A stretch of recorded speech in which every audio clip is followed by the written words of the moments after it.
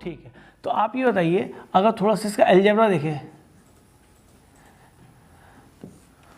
तो अलजेब्रा में जैसे अगर मैं कहता हूँ A square plus B square equal to 0 लिखा है और ए और बी आपके कोई भी क्या है कॉम्प्लेक्स नंबर है, मैंने जेड से रिप्रेजेंट करा, तो यहाँ पे ये कहना कि ए भी 0 होगा एंड बी भी 0 होगा तो ऐसा होगा, ऐसा रियल नंबर्स में होता था। याद करो आप जब पढ़ते थे ना रियल नंबर तो कहते थे दोनों परफेक्ट स्क्वायर तो तभी 0 बन सकता है नहीं, है ना। लेकिन यहाँ पे अगर ए और बी तुम्हारे कॉम्प्लेक्स नंबर्स हैं तो आप ये याद रखिए कि मैं इसको ये लिख सकता हूँ। बात समझ में आती है? तो ये तब भी 2 हो जाएगा a minus I B by factorization a plus I B is equal to 0, a equal to I B रहे या a equal to minus I B रहे तो भी ये ट्रू हो जाएगा। रख के देख लो 0 बन जाएगा। a की जगह आई बी रखो तो भी 0 बन जाए, एक जगह माइनस आई बी रखो तब भी 0। जरूरी नहीं है, नो नीड टू शो कि ये a और b 0 हो साइमल्टेनियसली। दूसरी बात बता दूँ कि किसी भी प्रकार की अगर आइडेंटिटी है, जैसे कि आपने यहाँ यूज़ करी A square minus B square यानी कि X square minus Y square that is X plus Y into X minus Y, ये यूज़ किया ना आपने, कैसी भी आइडेंटिटी हो अलजेब्रा में वो अप्लाई हो जाएगी। अगर मैं ये कहता हूँ कि Z1 प्लस Z2 का होल स्क्वायर तो क्या मैं ये लिख सकता हूँ? क्योंकि कुछ बच्चों के दिमाग में बहुत बड़ा कन्फ्यूज़न यही रहता है, क्या मैं ऐसे लिख सकता हूँ? तो एक चीज़ बताइए मुझे, जब आई स्क्वायर होता है तो 1 प्लस आई के होल स्क्वायर में तो आप एक्सपेंड कर देते हैं, लेकिन जैसे ही यहाँ लिखा आता है z तो आप सोचते मैं कर सकता हूँ या नहीं कर सकता हूँ। तो ऐसी बातें प्लीज़ ना करें। Z1 square minus Z2 square लिख रखा है तो अलजेब्रा में मैं इसको इस तरीके से यूज़ कर सकता हूँ या नहीं कर सकता हूँ? यस सर बिल्कुल कर सकते हो। अभी एक बार याद करो, आपने जब 11th में इस टॉपिक को पढ़ा था थोड़ा बहुत तो आपको याद होगा कि हम ऐसे एक्सपेंड कर लेते, नहीं तो मैंने फिर बता दिया है, कोई दिक्कत नहीं है। आप कोई भी आइडेंटिटी अलजेब्रा में यूज़ कर सकते हैं। इसका मतलब ये नहीं है कि mod of Z1 plus Z2 का होल स्क्वायर लिखा आप उसे भी यही कर दें कि mod of Z1 square plus mod of Z2 square plus 2 mod of Z1 mod of Z2। ये गलत है, ये गलत है। बात समझ में? हाँ ऑर्डिनरी ब्रैकेट है, कोई भी आइडेंटिटी करो, लेकिन जब मॉडल्स आता है तो ये गलत है। तो इन अलजेब्रास को आप याद रखना, कोई भी आइडेंटिटी यूज़ कर सकता हूँ, मॉडल्स के साथ यूज़ नहीं कर सकता। जैसे कि एक छोटी सी बात अगर मैं आपसे करूँ कि सर जो इनइक्वलिटी है या कोई इक्वलिटी है किसी की पहले कॉम्प्लेक्स नंबर की, जैसे 2 plus 3i is equal to a plus i भी लिखा है, तो इक्वलिटी तभी होल्ड करेगी जब रियल के को, मैं a और b को रियल बोल रहा हूँ, ठीक है। तो रियल पार्ट को रियल के इक्वल करना है, इमेजिनरी पार्ट के लिए इमेजिनरी को इक्वल करना है। लेकिन अगर कोई इनइक्वलिटी होल्ड करेगी दो कॉम्प्लेक्स नंबर के लिए, 2 plus 3i is less than 3 plus 4i, के सर ये गलत है। इनइक्वलिटी कॉम्प्लेक्स नंबर में कभी नहीं मिलेगा आपको कि Z1 लेस देन Z2, उसमें मॉडुलस लगा होगा, ठीक है, कि उसका मैग्नीट्यूड उससे कम हो सकता है। तो ये इनइक्वलिटी कभी कॉम्प्लेक्स नंबर के ट्रू नहीं होती। याद रखेंगे आप इस बात को बेटा। कोई कॉम्प्लेक्स नंबर किसी कॉम्प्लेक्स नंबर छोटा या बड़ा नहीं कहा जा सकता। अच्छा जी, अलजेब्रा में ये सब चल जाएगा। दूसरा, अगर आपसे कहता है कि सर 1/z क्या वैलिड है? हाँ जी बिल्कुल वैलिड है। आप लेकिन ये कहें कि 1/3 प्लस 2i लिखा है कि सर इसका रियल पार्ट 2 है, इमेजिनरी पार्ट 3 है, रियल पार्ट 3 है, इमेजिनरी पार्ट 2 है, तो ये कहना गलत है। जब तक आप इसको रेशनलाइज करके और 3 माइनस 2i अपॉन एक तब a square minus B square, मैं कह रहा था अलजेब्रा अप्लाई कर सकते हैं आप ना इसके अंदर, जैसे मल्टीप्लाई वाला आइडेंटिटी वाला, तो a स्क्वायर माइनस बी स्क्वायर 9 माइनस 4i स्क्वायर ना, तो 3 माइनस 2i अपॉन कितना बन जाए 9 और 4 13। तो यानी अब मैं आपसे पूछूं कि इसका रियल पार्ट क्या है, तो अब आप बता सकते हैं real part of this complex number, यही कॉम्प्लेक्स नंबर था वो, है ना, यही तो था वो, मैं ऐसे लिख देता हूँ। तो real part is 3/13, imaginary part is 2/13, नहीं माइनस 2/13। तो बहुत छोटी सी बात बताई। अब इसको मैं थोड़ा सा मॉडल्स की हेल्प से आपको और समझाता हूँ, मतलब मैग्नीट्यूड या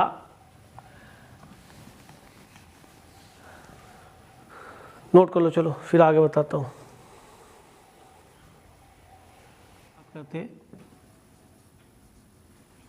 या फिर क्या कहते हैं इसको, मॉडल्स को मैग्नीट्यूड है। तो उसमें क्या होता है, मॉड z की वैल्यू क्या बनती है आपको खूब पता है। अगर z आपका a प्लस आई बी है तो क्या बनता है under a square plus B square. तो इसमें आपने कॉन्जुगेट भी पढ़ा होगा कॉम्प्लेक्स नंबर का, कॉन्जुगेट ऑफ कॉम्प्लेक्स नंबर। वो क्या होता था कि सर अगर z अगर आपका 2 + 3 आई है तो हम उसको z बार से रिप्रेजेंट करते थे, याद करो।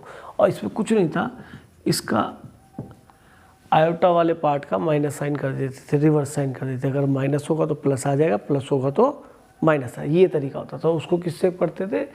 जेड बार से। तो ये रिप्रेजेंट जो करते थे, तो जेड बार क्या है? किसी भी कॉम्प्लेक्स नंबर का उसका कंजुगेट है। तो आप ये देखिए कि अगर हम आपसे कहें कि मॉड ऑफ जेड आपका √a² + b² होता है, ये आपको पता है, तो इसका मीनिंग नोटिस करो, अगर z आपका a + ib था और z बार आपका a - ib था, तो नोटिस करो z × z बार क्या बनेगा बेटा? a² + b² हो जाएगा अपना, आपको क्या a² - 1 + 1 दे देगा, तो शायद मॉड ऑफ z² हो गया, है ना। तो इससे पता पड़ गया मॉड z² की वैल्यू क्या होगी बेटा? z बार। तो इसका मीनिंग मैं यहाँ से, तो ये थ्योरम हुई किसके लिए? मॉडुलस की एक थ्योरम बन गई। अच्छा, दूसरा मैं इसके थ्रू आपको ये बताना चाह सकता हूँ कि अगर कोई कहे 1/z क्या होता है, कि सर 1/z, कि सर z को यहाँ ले जाओ 1/z। इससे हम ये भी सीख गए कि कुछ बच्चे कॉम्प्लेक्स नंबर को नीचे ले जाने से डरेंगे। देखो ये तो एक पॉजिटिव नंबर है, लेंथ है, इससे तो मुझे डर नहीं। कॉम्प्लेक्स नंबर को इधर ले आ सकते हैं, हाथ से खींच के इधर ले आ सकते हैं, यानी हमें उसका अलजेब्रा भी आना चाहिए, वे ऑफ डूइंग क्या है वो भी पता होना चाहिए। तो जैसे इन इक्वेशन में क्या होता है, क्रॉस मल्टीप्लाई करने से पहले उससे पूछते भैया तू नेगेटिव है या पॉजिटिव, है ना। और अगर दोनों की नेचर तो फिर तो बिल्कुल नहीं ले जाएंगे क्रॉस मल्टीप्लाई में। तो सिमिलरली यहाँ पे कि मैं क्या कॉम्प्लेक्स नंबर को इधर ले आ सकता हूँ, कि यहाँ से ले आ सकते हो, इक्वलिटी में हाथ से ले आ सकते हैं। तो 1/z क्या बना बेटा? आप बताओ, z bar upon mod of z²। अगर जैसे कोई मुझसे भी पूछे कि 3 - 2i की वैल्यू बताओ, तो मैं 2 मिनट में बता दूंगा कि इसका एक तो z बार लिखूँगा और नीचे क्या लिखूँगा, इसका मॉडुलस का स्क्वायर, तो 9 और प्लस 2², क्योंकि माइनस तो बनेगा ही नहीं कि मॉडुलस के अंदर बीच में। आप ये बताइए यहाँ 2 होता है या ये -2 होता है, इधर 2 होता है, तब भी डिस्टेंस तो +2 √² + 3² होती, -2 की वजह से भी। तो ये आपका सीधा रिजल्ट मिल गया, 3 + 2i अपॉन रूट कितना बनेगा भैया? 9 3² है बेटा, है ना। तो 9 और 4 13, ये आपका रिजल्ट आ गया। तो अब रियल पार्ट को पूछे 3/13, इमेजिनरी पार्ट पूछे तो 2/13। तो एक इसको जरूर याद रखना। अच्छा, दूसरी एक चीज़ देखो, अगर कोई कॉम्प्लेक्स नंबर यूनिमॉडुलर हो जाए, तो सर क्या होगा कि सर इसका मतलब मॉड z तो 1 हो गया। तो यानी कि मॉड z का स्क्वायर जो रिजल्ट होता था, z बार जो होता था हमारा रिजल्ट, ये 1 मिल गया, ठीक है। तो यानी कि अगर कोई कॉम्प्लेक्स नंबर है, उसका अगर आपको रेसिप्रोकल बताना है तो उसके किसके बराबर होगा? उसके कंजुगेट के बराबर होगा। ये तो हुआ, रेसिप्रोकल क्या बन जाएगा फिर? किसी कॉम्प्लेक्स नंबर का रेसिप्रोकल क्या बनेगा? उसके कंजुगेट के बराबर होगा, अगर वो क्या है? यूनिमॉडुलर। जैसे कि अगर हम इस बात को ऐसे पढ़ने की कोशिश करें, r e⁻∗ लिखा है, तो बच्चों को देखना आना चाहिए कि सर अगर r की वैल्यू 1 है, यानी कि indirectly you are saying mod of z = 1 है, इसका मतलब z = e⁻∗ लिखा है। इसको देखते पता पड़ जाना चाहिए, दिमाग में एकदम ये क्लिक करना चाहिए, सर ये तो कॉम्प्लेक्स नंबर वो है जो यूनिमॉडुलर है ना। तो ये जो कॉम्प्लेक्स, और मैं एक नया z1 ले लूँ, इसको मैं आपको बताइए cos + i sin लिखूँगा, तो r कितना बन गया यहाँ पे 1, यानी कि z1 की ओरिजिन से दूरी कितनी है? 1 है, इतना समझ लीजिए। अच्छा, और अगर ये यूनिमॉडुलर है तो आप बताइए z1 = e⁻∗ है, तो z1 बार किसके बराबर होगा बताओ? 1/e⁻∗। तो आप बहुत अच्छा बोल पा रहे हैं, लेकिन मेरे हिसाब से अगर e⁻⁻i⁻ बोला तो बहुत अच्छा होता। तो यानी कभी आपको लिखा हुआ है कि z = e⁻∗ है, तो z बार क्या होगा? e⁻⁻i⁻ होगा, श्योर। क्यों? बिकॉज ये नोट में याद रखना बेटा, बिकॉज z इज क्लियरली यूनिमॉडुलर। ठीक बच्चों, ये ध्यान रहे, एकदम दिमाग में आए। ये तो मैंने 1 आपकी वैसे लिख के यहाँ दिखा भी दिया है, आपको समझ में आना चाहिए। अगर r की जगह 1 आगे यूनिमॉडुलर है तो उसका कॉन्जुगेट e⁻⁻i⁻ होगा। क्यों होगा आपको दिखिए है, बता दिया है, क्योंकि तब z बार = 1/z होगा। कुछ पूछना है इसमें माइनस क्यों आया यहाँ पे? मेरे ख्याल में पूछो, जोर तो है नहीं, क्योंकि मैंने यहाँ दिखाया z बार क्या होगा? 1/z होगा। तो 1/z रखा तो ये e⁻⁻i⁻, ध्यान रहेगा आपको बेटा z। अच्छा, अब हम आ रहे थे कि सर थोड़ा सा इसके अंदर हमें मॉडुलस हो गया, आर्गुमेंट हो गया, और क्या रहता है भाई, इनकी प्रॉपर्टीज़ देख लें, है ना। थोड़ी सी प्रॉपर्टीज़ अगर अच्छी तरह से रहेगी तो ज़्यादा बेटर रहेगा। थोड़ा सा और अलजेब्रा भी देखें। तो पहले तो हम आर्गुमेंट पे कॉम्प्लेक्स में बात हुई गई। अगर हम यहाँ पे देखें कि a plus I B into A C plus I D को मल्टीप्लाई करना है, थोड़ा वैसे तो आप मल्टीप्लाई देसी तरीके से करें, कोई प्रॉब्लम नहीं है। मैं लिख देता हूँ A C plus i A D plus I B D और plus i square B D, ठीक है जी। तो आप ये देखिए ए सी और ये आई स्क्वायर -1 हो जाएगा तो बी डी हो जाएगा plus I common A D plus B D.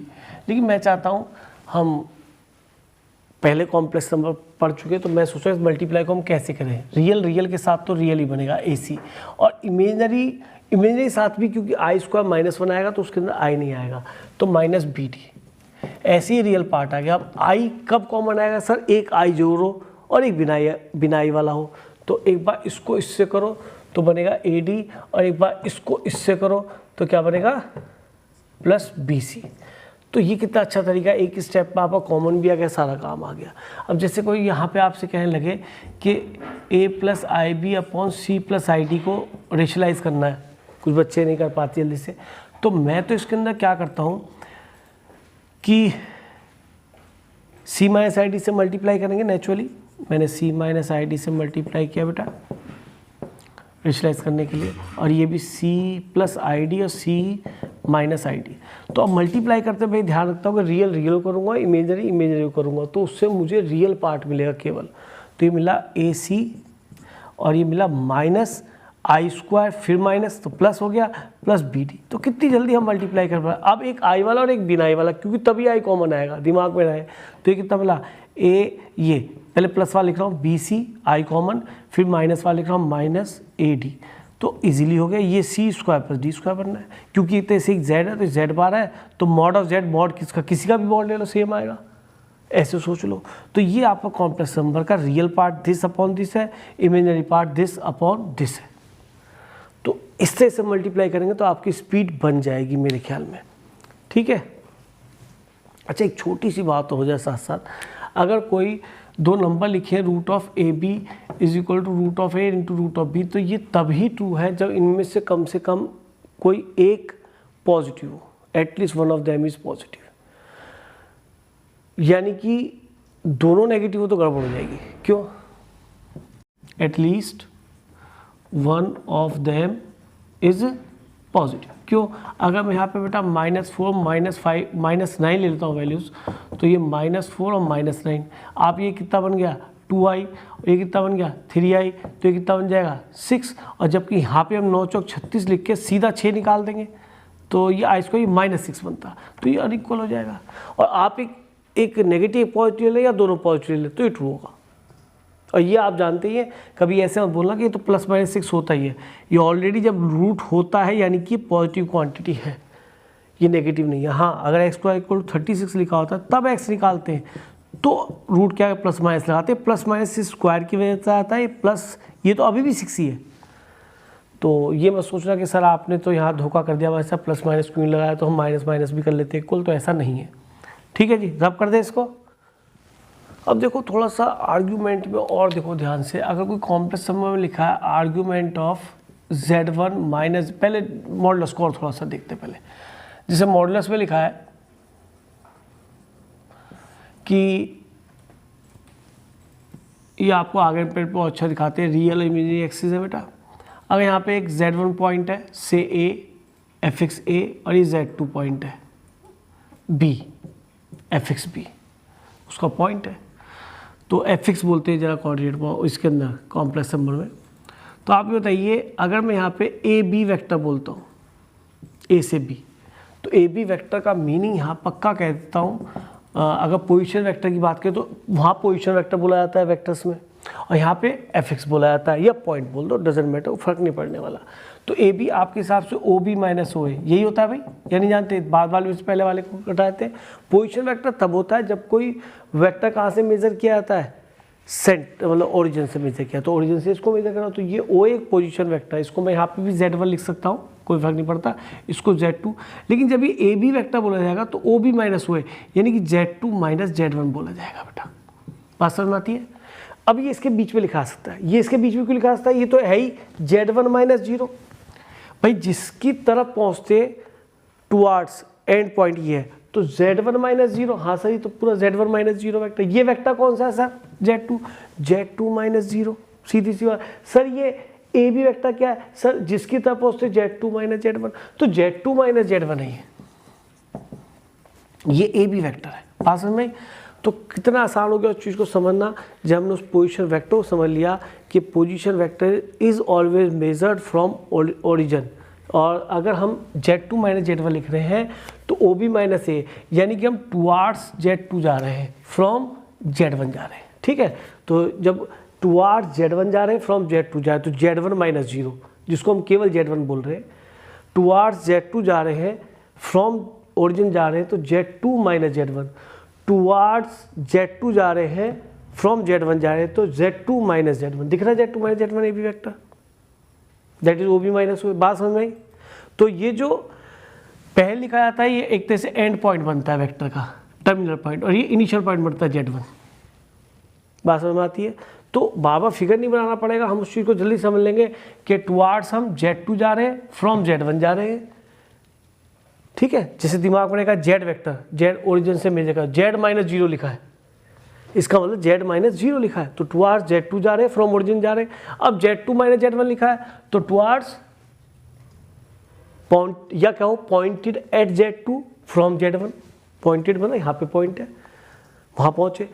अच्छा, अब जरा बात करते हैं कि सर हमने बहुत इस चीज़ को गौर करना है कि जब भी दो वेक्टर्स के बीच में एंगल है दैट इज मेजर्ड डाइवर्जेंटली या कन्वर्जेंटली, तो यहाँ हम डाइवर्जेंटली या कन्वर्जेंटली एंगल लेंगे, दोनों ही सेम आएंगे, क्योंकि अगर आप इसे कन्वर्जेंटली भी लेके चलेंगे तो ऐसे सोचेंगे कन्वर्ज कर रहे हैं तो दोनों सेम बनने, वर्टिकली अपोजिट हो जाएंगे। तो क्योंकि हम जब आर्ग्यूमेंट मेजर करते हैं बेटा, तो we should take angle anticlockwise direction from X axis, मतलब positive direction of X axis से मेजर होना चाहिए वो एंगल, तो हम उसको गलत मेजर ना कर लें। इसलिए जब वेक्टर बनता है तो एंगल के लिए एक्स एक्सिस तक सोचना बहुत जरूरी, तो मैंने इसको बेटा यहाँ पे डॉटेड एक्सटेंड कर लिया। ठीक है जी, डायरेक्शन ये आगे मुझे दिख गया, तो ये मेरा एक तरह से क्या बनना चाहिए, एंगल। तो फॉर सेक ऑफ कन्वीनियंस अगर मैं इसको 120 बोल दूँ तो एक्चुअल में ये देखो ये आपका फिक्स वेक्टर है, क्योंकि Z1 Z2 फिक्स है। अगर मैं इसको उठा के यहाँ रख दूँ तो इसकी डायरेक्शन पे और इसके मैग्नीट्यूड पे कोई फर्क नहीं पड़ेगा, लेकिन हमने यहाँ रखने से क्या करना, मेजर करना सीख लिया कि सर ये एंगल इससे बन रहा है, तो इसका जो एंगल जो बनेगा वो ये बनना चाहिए कायदे से, क्योंकि इधर वेक्टर आ रहा है, अभी यहाँ तक ये डाइवर्जेंट नहीं हुआ, यहाँ पे आके डाइवर्जेंट हो गया, समझ में आई? तो मुझे इस वेक्टर मुझे यहाँ दिखाना चाहिए, ये एंगल बनेगा बेटा माइनस का कितना, 60 डिग्री। तो हमारा जो इसका माइनस π/3, तो यानी कि आपको पूछ रहे हैं कि sir argument of Z2 minus Z1 यहाँ पे क्या है, तो आप बोलेंगे माइनस π/3, ना कि 120। बात पता पड़ती है क्या कह रहा हूँ बेटा मैं? तो इसके अंदर बच्चों को जब कुछ पढ़ाई नहीं होता फिजिक्स में तो उन्हें कुछ अकल होती नहीं, मैं बार बार बताने की कोशिश कर रहा हूँ, अकल यूँ नहीं होती, उन्हें वेक्टर पढ़ाई नहीं होता, मजाक किया होता है वेक्टर के साथ। फिर बता रहा हूँ, आप इन दो वेक्टर्स के बीच में ये एंगल नहीं बोल सकते, ये एंगल नहीं, इन वेक्टर्स के बीच में एंगल ये है। तो इसलिए बताया कि बेटा ये तो मैंने 120 सोचा कि हाँ भाई फिगर के अकॉर्डिंग ऐसा फील आ रहा है, तो ये एंगल ऐसे मेजर होगा। अब एक्स एक्सिस की पॉजिटिव डायरेक्शन से एंगल मेजर हुआ, ठीक है। तो इसको मैंने यहाँ दिखाने के लिए इस वेक्टर उठा के यहाँ रखा, इससे वेक्टर को उठा के रखने पे ना तो इसकी लेंथ बदली है ना इसकी डायरेक्शन बदली है। अगर ये वेक्टर की वैल्यू हम ये कहें कि Z2 minus Z1 2 plus 3i आता है, तो ये भी 2 प्लस 3i है, एक तरीके दिखाया है तो 2 माइनस 3i मान लो, तो ये 2 माइनस 3i आता है, तो ये भी 2 माइनस 3i है पक्का। आप खुद सोचो यार, एक बात बताओ, अगर यहाँ से आता कि ये इतना फिजिक्स उस वेक्टर में आपने किया होता, अगर मैं उठा के यहाँ रख दूँ इसको, तो फिर ही वेक्टर उसी साइज़ का उसी डायरेक्शन है, तो क्या फ़र्क है, कोई फ़र्क नहीं है। आप इसकी वैल्यू निकालेंगे ना तो वही आएगी। क्यों आती है, देखो थोड़ा सा आइडिया हो जाए। वैसे तो मैं आपको वेक्टर से बताता रहता हूँ और फिर बता दूँगा। अगर मैं इसे कहता हूँ यहाँ से यहाँ तक 2 तक पहुँचे, तो वेक्टर बना एक तरह से Z equal 2 plus 2i plus 0j, है ना। यहाँ पे i कुछ अलग है, वहाँ पे कुछ i। अब मैं इसे उठा के यहाँ रख दिया, ये पॉइंट था 2 और ये पॉइंट था 4, है ना, यानी 2, 2 और ये 4,2।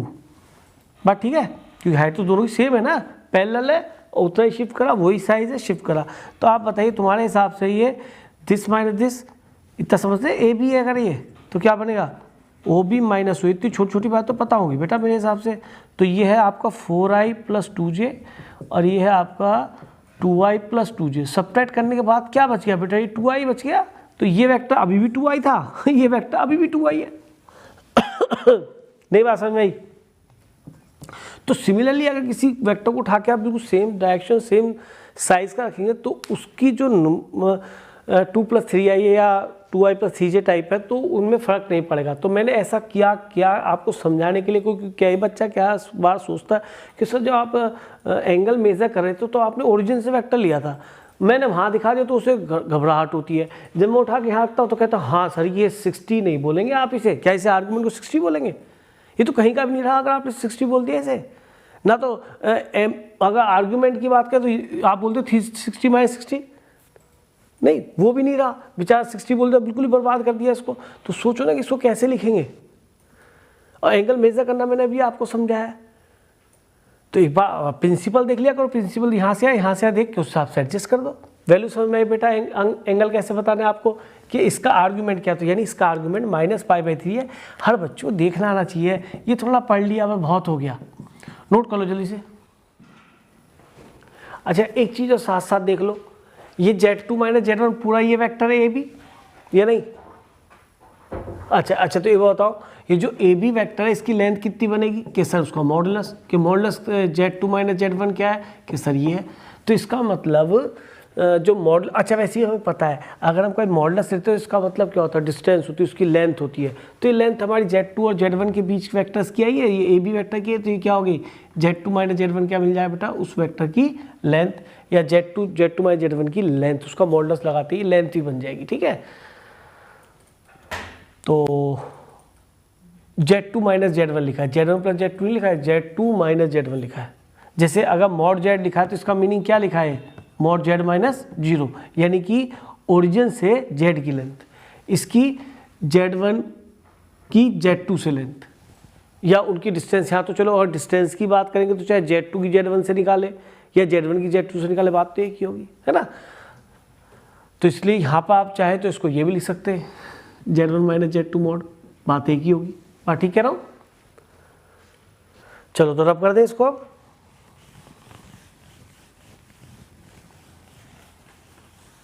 तो जब भी हमें मॉड ऑफ Z1 - Z2 जैसा नजर आएगा तो हम एकदम क्या बोलेंगे कि Z1 और Z2 दो एफिक्स के बीच की क्या है, ये डिस्टेंस है, लेंथ है, या डिस्टेंस है Z1 Z2 पॉइंट के बीच में।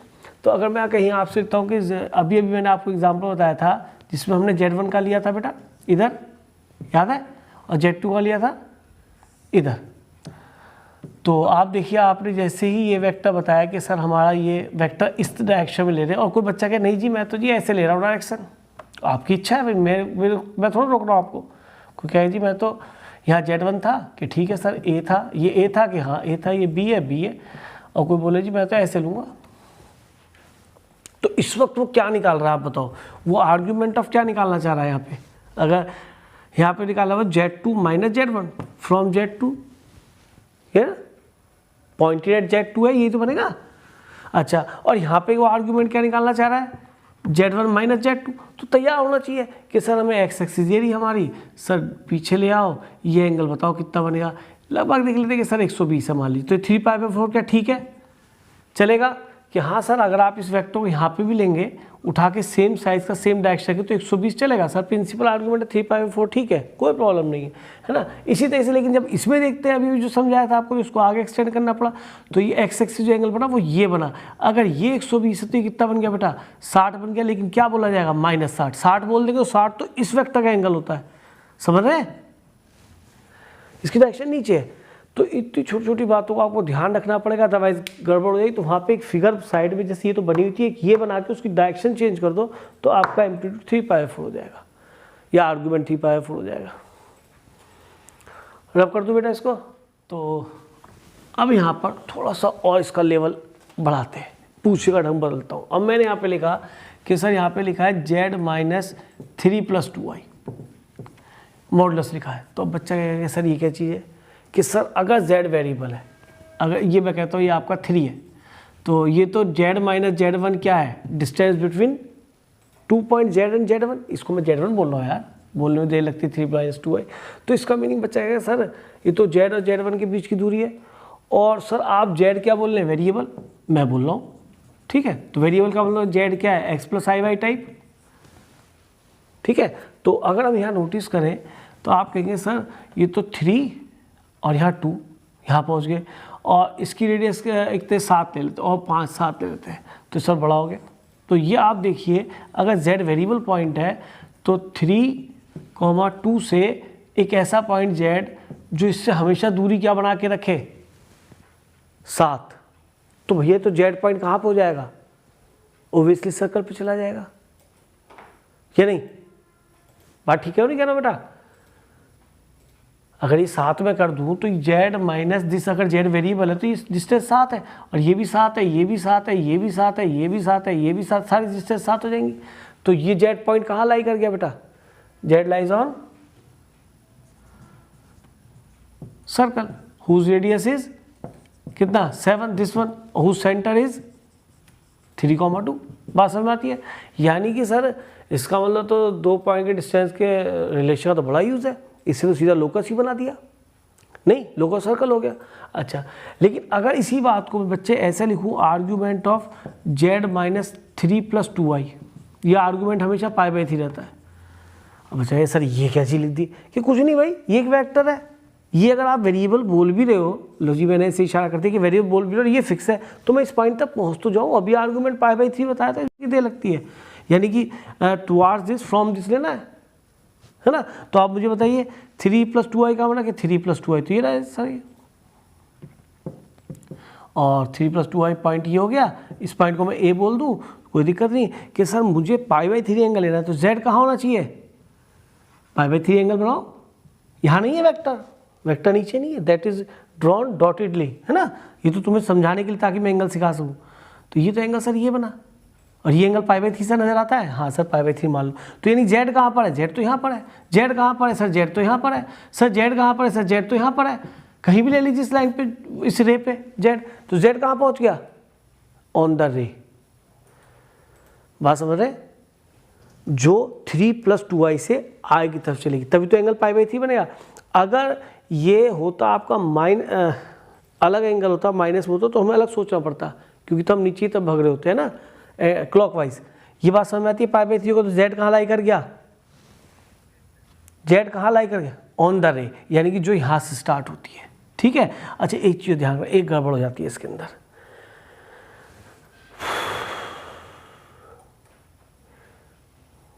अच्छा एक चीज़ बताओ, z अगर आपका 0 + 0i है, तो क्या इसका आर्ग्यूमेंट ऑफ z डिफाइन है,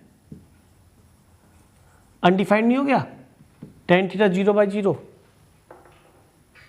है ना, 0/0 बन गया, वो तो अनडिफाइंड नंबर है कि 0 लोगों को में 0 रोटी बांटो, तो पॉसिबल नहीं है, तो अनडिफाइंड हो गया। तो इसका मीनिंग, अगर आप उससे कोई कहे कि क्या z पॉइंट खुद 3 + 2i हो सकता है कि नहीं हो सकता, क्योंकि 3 + 2i अगर ये पॉइंट बन गया तो ये 0 + 0i की फॉर्म बन जाएगी, तो उसका रोटेशन π/3 क्या, उसका सॉरी आर्ग्यूमेंट तो उसका नॉट डिफाइन हो जाएगा। दोबारा बोलूँ, अगर z को मैं 3 + 2i मान लूँ, यानी इसीलिए मैंने इसको ओपन करा है, समझिए 3 + 2i को, अगर मैंने यहाँ 3 + 2i लिख दिया इसको, तो पूरा कैंसिल हो गया, 0 + 0i बच गया एक तरीके से। तो उसका रोटेशन आप π/3 बोलो, उसका आर्ग्यूमेंट आप π/3 बोल रहे हो, और जबकि tan θ इस केस में 0/0 तो अनडिफाइन हो जाएगा ना, आर्ग्यूमेंट अनडिफाइन हो गया ना। तो मेरी बात को समझिए कि मैं क्या बताना चाह रहा हूँ। तो इसके अंदर रे में वो 3 + 2i इंक्लूड नहीं है, उसके आगे जितने पॉइंट्स हैं वो सारे के सारे इंक्लूड है, ये रे इस तरह से निकल जाएगी, और इनफाइनिटी मैनी पॉइंट। तो लोकस किस चीज़ का है, रे का, रे नॉट स्ट्रेट लाइन, रे फ्रॉम 3 + 2i और टुवार्ड्स b, ये p टुवार्ड्स p लिख दो, कोई भी p के वर्ड, टुवार्ड्स p, फिगर में नजर आ ही रहा है, कोई प्रॉब्लम नहीं कि टुवार्ड्स p की तरफ भाग रहे हैं हम, p वेरिएबल हो गया। तो देखिए मैंने आर्गूमेंट में भी आपको लोकस समझा दिया, मैंने आपको मॉडुलस में भी लोकस समझा दिया, z की जगह x + i y लेके। ठीक है, तो इसको जल्दी से नोट कर लो।